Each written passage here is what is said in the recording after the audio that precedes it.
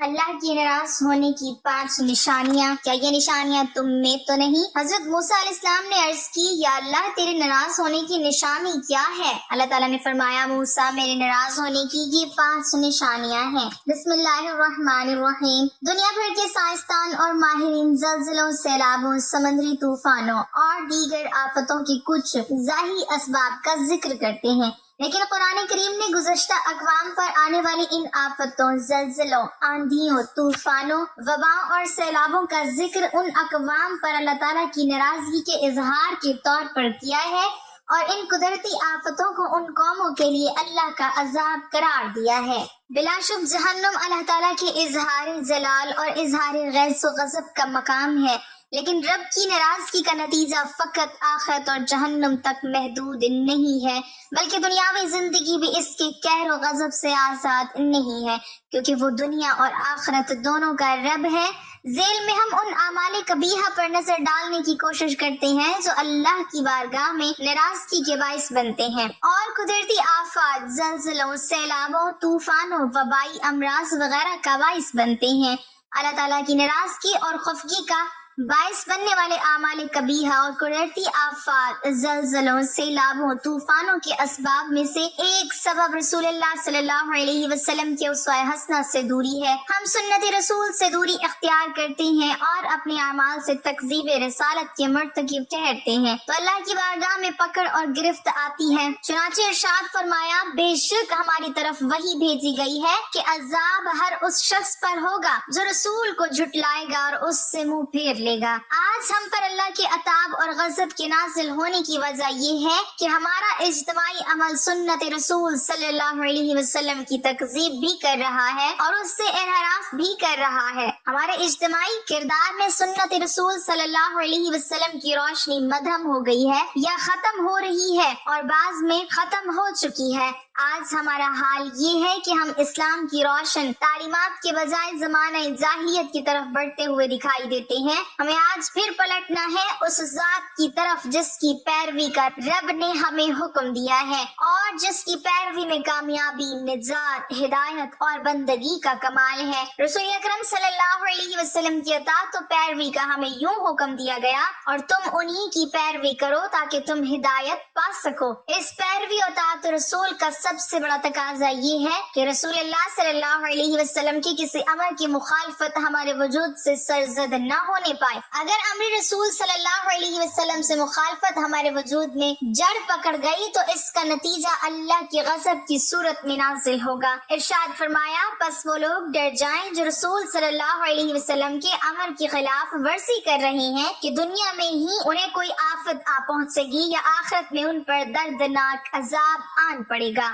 اس آیت کریمہ نے اس حقیقت کو واضح کر دیا ہے کہ رسول اللہ صلی اللہ علیہ وسلم کی مخالفت فتنے اور عذاب کا باعث ہے۔ رسول اللہ صلی اللہ علیہ وسلم کی مخالفت سے مراد آپ صلی اللہ علیہ وسلم کے احکام، تعلیمات، سیرت، اسوہ حسنہ، اعمال، اخلاق حسنہ، اقوال جلیلہ اور آپ صلی اللہ علیہ وسلم کے لائے ہوئے دین اسلام کے کل احکام کی مخالفت ہے۔ اس لیے کہ رسول اللہ صلی اللہ علیہ وسلم کی امر کی مخالفت اللہ کے امر کی مخالفت ہے، اور رسول اکرم صلی اللہ علیہ وسلم کے امر کی اطاعت اللہ کی اطاعت ہے۔ رب کی گرفت اور غضب ان پر بھی ہوتا ہے جو ظلم کا راستہ اپناتے ہیں۔ قرآن کریم میں اللہ تعالیٰ نے شرک کو ظلم عظیم یعنی سب سے بڑا ظلم کہا ہے۔ حضرت عبداللہ بن مسعود رضی اللہ تعالیٰ عنہ بیان کرتے ہیں کہ جب یہ آیت نازل ہوئی تو صحابہ کرام پر بہت دشوار ہوئی۔ انہوں نے کہا، یا رسول اللہ صلی اللہ علیہ وسلم، ہم میں سے ہر شخص اپنی جان پر کچھ نہ کچھ ظلم کرتا ہے، ہر کسی سے صغیرہ کبیرہ گناہ ہو ہی جاتے ہیں۔ تو رسول اللہ صلی اللہ علیہ وسلم نے فرمایا، ظلم کا یہ معنی مراد نہیں ہے۔ کیا تم نے لقمان کا اپنے بیٹے کے متعلق یہ قول نہیں سنا کہ شرک ظلم عظیم ہے؟ تو آیت کریمہ میں ظلم سے مراد شرک ہے، اور شرک سب سے بڑا ظلم ہے۔ آپ نگاہ اٹھا کر دیکھیے، دنیا میں بہت ساری مساجد ملیں گی جن میں بزرگوں کی قبروں کی تعظیم اور ان پہ سجدے وغیرہ کیے جاتے ہیں، حالانکہ جب ہم ایک لمحے کے لیے نبی کریم صلی اللہ علیہ وسلم کی وفات سے پہلے کے اوقات کو دیکھتے ہیں، بلکہ تقریباً سکرات الموت کا عالم ہے، آپ اپنی چادر کبھی منہ سے اٹھاتے کبھی ڈھانک لیتے۔ اس وقت آپ نے فرمایا رسول اللہ صلی اللہ علیہ وسلم پر جب آخری مرض طاری ہوا تو آپ اپنی کملی چہرہ مبارک پر ڈالتے تھے، اور جب سانس گھٹنے لگتا تو چہرہ کھول لیتے اور اسی حالت میں فرماتے یہود اور نصارہ پر اللہ کی لعنت ہو جنہوں نے اپنے انبیاء کی قبروں کو سجدہ گاہ بنا لیا۔ نبی کریم صلی اللہ علیہ وسلم یہود و نصارہ کے عمل بد سے مسلمانوں کو ڈرا رہے تھے۔ سوچئے اگر یہ لعنت آپ صلی اللہ علیہ وسلم نے انبیاء کی قبروں پر سجدہ کرنے کے تعلق سے فرمایا ہے تو بزرگوں کی قبروں پر سجدہ یا شرک و بدعت کے دوسرے اعمال جیسے ان سے خوف یا کسی سے حاجت کی برآوری کے لیے ان سے امید، ان پر مرغا بکرا ذبح کرنا، نذر و نیاز چڑھانا اور گریہ و زاری کے ساتھ ان سے کسی چیز کی طلب کے لیے دعا کرنا، ان سے مدد طلب کرنا کیسے جائز ہو سکتا ہے؟ جائز تو دور کی بات ہے، اللہ کے نبی صلی اللہ علیہ وسلم نے ایسے لوگوں کو سب سے بری مخلوق قرار دیا ہے۔ صحیحین میں عائشہ رضی اللہ تعالی عنہا سے مروی ہے کہ ام حبیبہ اور ام سلمہ رضی اللہ عنہما نے نبی صلی اللہ علیہ وسلم سے ملک حبشہ کے ایک کنیسہ اور ان میں موجود مجسموں کا ذکر کیا تو نبی کریم صلی اللہ علیہ وسلم نے ارشاد فرمایا ان میں جب کوئی نیک آدمی فوت ہو جاتا تھا تو وہ لوگ اس کی قبر پر ایک سجدہ گاہ بنا دیتے تھے اور اس سے اس کے مجسمے نصب کر دیتے تھے۔ بلا شک وہ اللہ کے نزدیک بدترین مخلوق ہے۔ افسوس ہے کہ آج مسلمانوں کی ایک بہت بڑی اکثریت مشرکین عرب کی طرح توحید ربویت کی تو قائل ہے لیکن توحید الوہیت کی منکر ہے، اس لیے وہ مافوق الاسباب طریقے سے غیر اللہ سے بھی امیدیں وابستہ کرتی ہیں، غیر اللہ کے نام کی بھی نذر و نیاز دیتی ہیں، غیر اللہ سے بھی استمداد و استغاثہ کرتی ہیں، قبروں کا طواف کرتی ہیں۔ بہت سے لوگ قبروں کو سجدہ تک کرتے ہیں کیونکہ وہ غیر اللہ میں بھی اللہ والی صفات تسلیم کرتے ہیں، حالانکہ یہ شرک ہے۔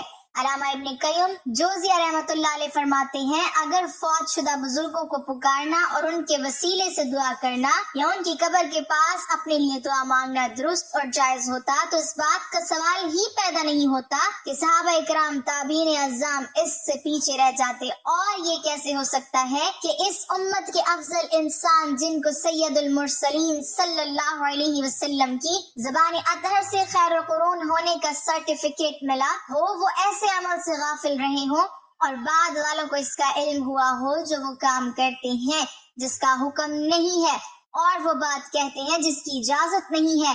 یہ ہے وہ طریقہ جسے حضرت صلی اللہ علیہ وسلم نے 63 سال تک اختیار کیا، حتیٰ کہ آپ اس دنیا سے رخصت ہو گئے، اور یہی خلفائے راشدین اور تمام صحابہ اکرام کی سنت ہے اور تابعین اعظام کا طریقہ ہے۔ رسول اللہ صلی اللہ علیہ وسلم نے قبروں کی زیارت اس لیے مشروع کی تھی کہ آخرت یاد رہے اور میت کو نیکی پہنچے، اس طرح کہ اس کے لیے رحمت کی دعا کی جائے اور اللہ سے اس کے لیے بخشش اور عافیت کا سوال کیا جائے۔ ظلم کی دوسری صورت لوگوں کے حقوق پر ڈاکہ ڈال کر ان کو جائز حقوق سے محروم کرنا ہے۔ انسان کا نفس جب رب کے احکام کی پیروی سے آزاد اور محروم ہو جائے تو پھر ظلم کی دوسری صورت سامنے آتی ہے اور وہ بندہ دوسرے انسانوں کے حق میں بھی بہت بڑا ظالم بن جاتا ہے۔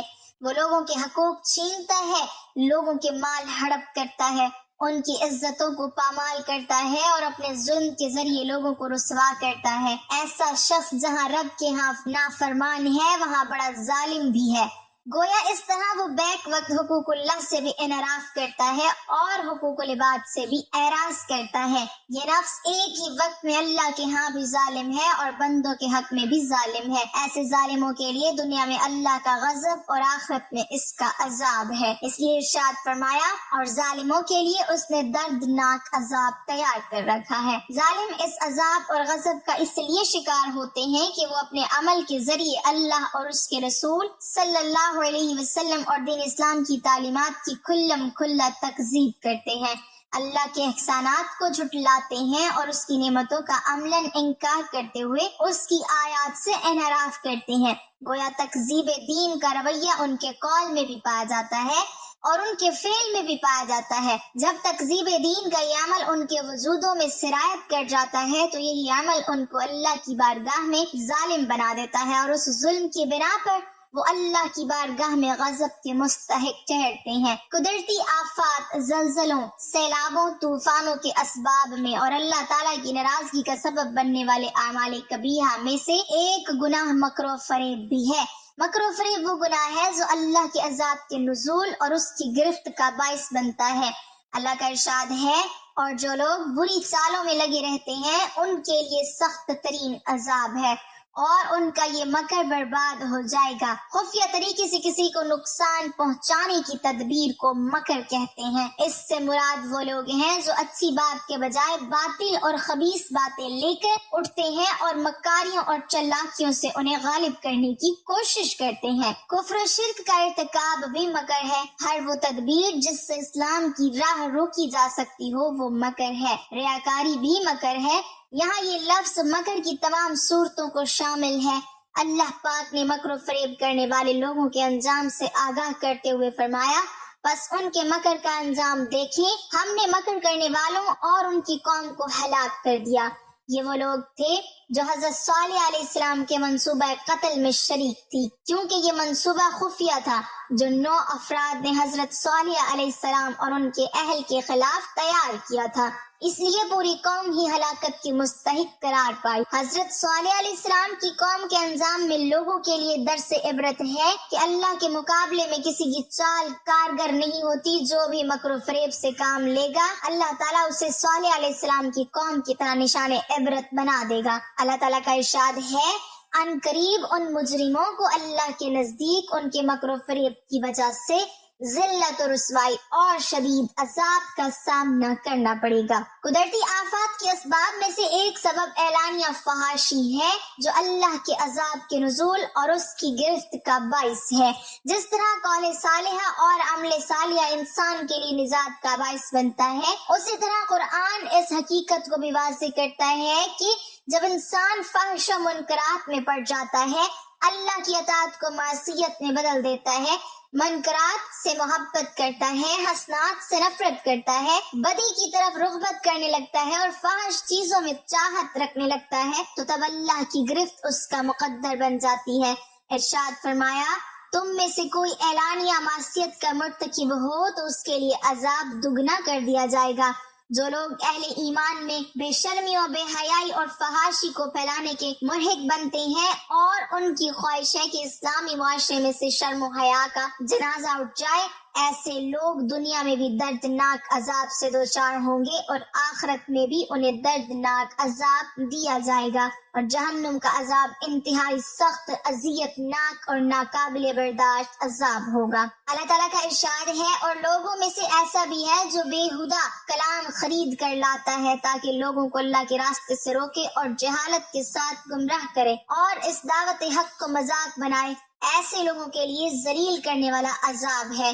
یہ ان بے حیا لوگوں کا ذکر ہے جو اپنی جہالت اور عاقبت اندیشی سے قرآن کریم کو چھوڑ کر ناچ، رنگ، کھیل، تماشے یا دوسری واہیات و خرافات جیسے ٹی وی، وی سی آر ڈش یا موبائل انٹرنیٹ وغیرہ کے ذریعے فحاشی و عریانی میں مستغرق ہیں اور چاہتے ہیں کہ دوسروں کو بھی انہی مشاغل تفریحات میں لگا کر اللہ کے دین اور اس کی یاد سے برگشتہ کر دیں اور دین کی باتوں کا خوب ہنسی مذاق اڑائیں۔ بالکل یہی حالت آج کل مسلم قوم کی ہو گئی ہے کہ وہ قرآن کریم کو چھوڑ کر گانے، موسیقی، ٹی وی اور ناچ رنگ کی دل دادا اور انہی چیزوں کی خریدار بن چکی ہے۔ ہر چیز کی اپنی کچھ نشانیاں اور علامتیں ہوتی ہیں جس سے وہ پہچانی جاتی ہیں، اور چونکہ اللہ تعالیٰ نے اپنی رضا اور اپنی خوشی کو بندے پر اپنی سب سے عظیم نعمت کے طور پر یاد کیا ہے، ایسی نعمت جس کا کسی دوسری چیز سے مذائقہ نہیں کیا جا سکتا۔ اور اکثر لوگوں کے دل میں کبھی نہ کبھی یہ سوال ضرور اٹھتا ہے کہ ہم نماز پڑھتے ہیں، پورا رمضان روزہ رکھتے ہوئے ہو گئے، تو کیا خدا ہم سے راضی ہوا یا نہیں؟ چنانچہ روایات میں اللہ کے اپنے کسی بندے سے راضی رہنے کی کچھ علامات بیان کی گئی ہیں جن سے انسان مطمئن ہو سکتا ہے کہ اس کا پروردگار اس سے خوش ہے یا نہیں۔ ایک مرتبہ حضرت موسیٰ علیہ السلام نے اللہ کی بارگاہ میں عرض کیا، پروردگار مجھے ان نشانی سے آگاہ کر جس سے یہ معلوم ہو سکے کہ تو اپنے بندے سے خوش ہے۔ اللہ تعالیٰ نے ارشاد فرمایا، جب تم یہ پاؤ کہ میں اپنے بندے کو اپنی عطا اطاعت و بندگی کے لیے آمادہ کر رہا ہوں اور اسے گناہ سے دور رکھ رہا ہوں تو یہی میرے اس سے خوش اور راضی رہنے کی نشانی ہے۔ ناظرین، اگر بندہ کوئی گناہ کر کے اللہ کو ناراض کرتا ہے لیکن بعد میں وہ بندہ توبہ استغفار کر لیتا ہے اور اپنی حالت درست کر لیتا ہے تو اللہ کی ناراضگی ختم ہو جاتی ہے۔ حدیث میں ہے کہ گناہ سے توبہ کرنے والا ایسا ہے جیسے اس نے گناہ کیا ہی نہیں ہے۔ ہاں، اگر کوئی شخص جٹائی کے ساتھ گناہ کرتا رہتا ہے، گناہ سے توبہ نہیں کرتا تو اللہ تعالیٰ اس کے دل پر مہر لگا دیتا ہے، اس کے بعد وہ خیر سے محروم ہو جاتا ہے۔ چنانچہ ایک حدیث میں اللہ کے رسول صلی اللہ علیہ وسلم نے فرمایا، جو شخص بلا کسی عذر کے محض سستی اور لاپرواہی کی بنا پر 3 جمعہ ترک کر دے، اللہ تعالیٰ اس کے دل پر مہر لگا دیتا ہے۔ حضرت سیدنا موسیٰ علیہ السلام نے عرض کی، یا اللہ تیرے ناراض ہونے کی نشانی کیا ہے؟ اللہ تعالیٰ نے فرمایا، اے موسیٰ، میرے ناراض ہونے کی پہلی نشانی، جب میں جس قوم پہ ناراض ہوتا ہوں تو میں بے وقت بارشیں برساتا ہوں، اور جب بے وقت بارشیں برستی ہیں تو فصلیں تباہ و برباد ہو جاتی ہیں، جب فصلیں تباہ و برباد ہو جاتی ہیں تب ملک میں غربت پھیل جاتی ہے۔ موسیٰ، میرے ناراض ہونے کی دوسری نشانی، پیسہ بخیلوں کے ہاتھ میں دے دیتا ہوں۔ یہ بخیل لوگ جو ہیں یہ اپنی دولت کے اوپر ایسے سانپ بٹھا دیتے ہیں، کسی کو ہاتھ نہیں لگانے دیتے۔ بخیل خود مر جاتے ہیں، پیسہ وہیں پڑا رہتا ہے، نہ دنیا کے کام آتا ہے نہ ہی تو آخرت میں کام آتا ہے، بلکہ دنیا کے لیے بھی عذاب، آخرت میں بھی عذاب۔ وہ پیسہ کرتے مر جاتے ہیں لیکن اپنا پیسہ کسی کے کام نہیں لگاتے۔ میرے ناراض ہونے کی تیسری نشانی کہ اے موسیٰ، جب میں ناراض ہوتا ہوں تو حکومت بے وقوفوں کو دے دیتا ہوں، حکومت نااہلوں کو دے دیتا ہوں، اور نااہل لوگ، بے وقوف لوگ، کسی بھی قوم کے اوپر ویسے ہی عذاب ہے۔ ناظرین، آپ اپنی آنکھوں سے دیکھ چکے ہیں کہ بارشوں کی وجہ سے نظام درہم برہم ہو چکا، فصلیں تباہ ہو گئی تھی، انسان کی نافرمانیوں نے زمین کو بھی ڈبو دیا، فصلوں کو بھی ڈبو دیا۔ پھر اللہ نے فرمایا، موسیٰ، میرے ناراض ہونے کی چوتھی اہم اور سب سے بڑی نشانی یہ ہے کہ جب میں ناراض ہوتا ہوں، جس بندے پر میں ناراض ہوتا ہوں تو اس بندے سے سجدے کی توفیق چھین لیتا ہوں۔ ناظرین، جب اللہ تعالیٰ ناراض ہوتا ہے روٹی بند نہیں کرتا، اللہ جب ناراض ہوتا ہے رزق بند نہیں کرتا، اللہ جب ناراض ہوتا ہے تو سورج کو حکم نہیں دیتا کہ فلاں شخص میرا نافرمان ہے، تیری کرنیں اس کے آنگن میں نہیں جانی چاہیے، ہرگز نہیں۔ اللہ جب ناراض ہوتا ہے تو سجدوں کی توفیق چھین لیتا ہے، اللہ جب ناراض ہوتا ہے تو من اجڑ جاتا ہے۔ ارے جس بندے کا من ہی اجڑ جائے اس کے پلے رہتا ہی کیا ہے۔ ناظرین، آج دیکھ لو، اللہ ہم سے روٹھا ہوا ہے، اللہ ہم سے ناراض ہے۔ آج کے دور میں پیسہ بخیلوں کے ہاتھ میں ہے، وہ اپنے اوپر خرچ کرتے ہوئے لاکھوں اڑا دیں گے مگر کسی غریب کو دیتے ہوئے ان کی مٹھی میں پسینہ آ جائے گا۔ اللہ تعالیٰ فرماتے ہیں، میرے بندے آجا میری چوکھٹ پر مجھے سجدہ کر، دنیا میں بھی کامیابی ملے گی، تمہیں آخرت میں بھی کامیابی ملے گی۔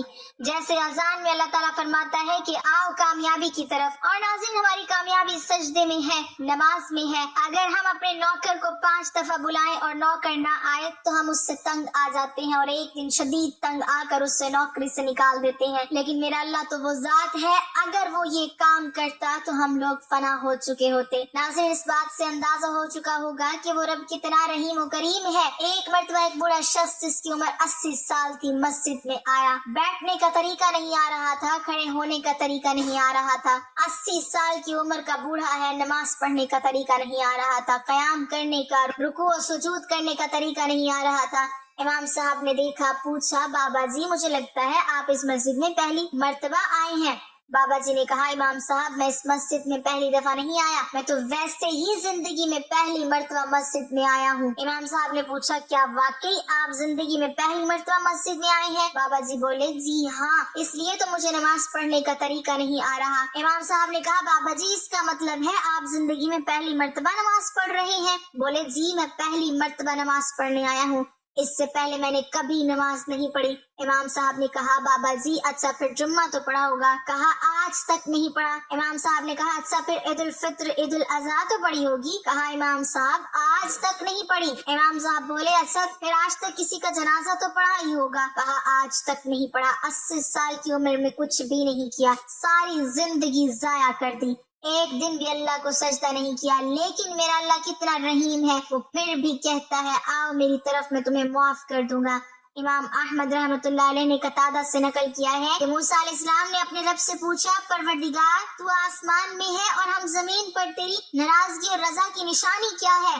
اللہ نے فرمایا جب میں تم پر اہل تر لوگوں کو مختار بنا دوں تو یہ میرے رضا کی نشانی ہے، اور جب تم پر بدترین لوگوں کو مسلط کروں تو تم سے میری ناراضگی کی نشانی ہے۔ اسی طرح ابن ابی دنیا رحمۃ اللہ علیہ نے فضیل بن عیاض سے نقل کیا ہے کہ اللہ نے بعض انبیاء علیہ السلام کو وحی کیا، اگر وہ لوگ جو مجھے جانتے ہیں میری نافرمانیاں کرنے لگے تو میں ان پر ایسے لوگوں کو مسلط کروں گا جو مجھے نہیں جانتے۔ اور حدیث ابن عمر رضی اللہ تعالی عنہ میں بھی مرفوعاً یہ آیا ہے کہ اس ذات کی قسم جس کے قبضے میں میری جان ہے، قیامت اس وقت تک قائم نہیں ہوگی یہاں تک کہ اللہ تم پر ایسے حکمران مسلط کریں گے جو جھوٹے ہوں گے، اور ایسے وزراء مسلط کریں گے جو بدکار ہوں گے، اور ان کے معاملین خیانت کرنے والے ہوں گے، اور ان کے کارندے ظالم ہوں گے جن کے چہرے عبادت گزاروں جیسے ہوں گے لیکن ان کے دل بے رحم اور خشک ہوں گے، ان کی رائے ایک دوسرے کے مخالف ہوگی۔ پھر اللہ ان پر گرد و غبار کا گھٹا گھوپ اندھیرا برپا کر دے گا اور ان کو ہلاک کر دے گا۔ اللہ تعالی ہمیں سجدے کی توفیق دے اور اللہ کو راضی کرنے کا موقع دے تاکہ مرنے سے پہلے ہم اللہ کو راضی کر لیں۔ آمین ثم آمین۔ ناظرین، کمنٹ باکس میں اللہ تعالیٰ کے 99 ناموں میں سے ایک نام ضرور ٹائپ کریں۔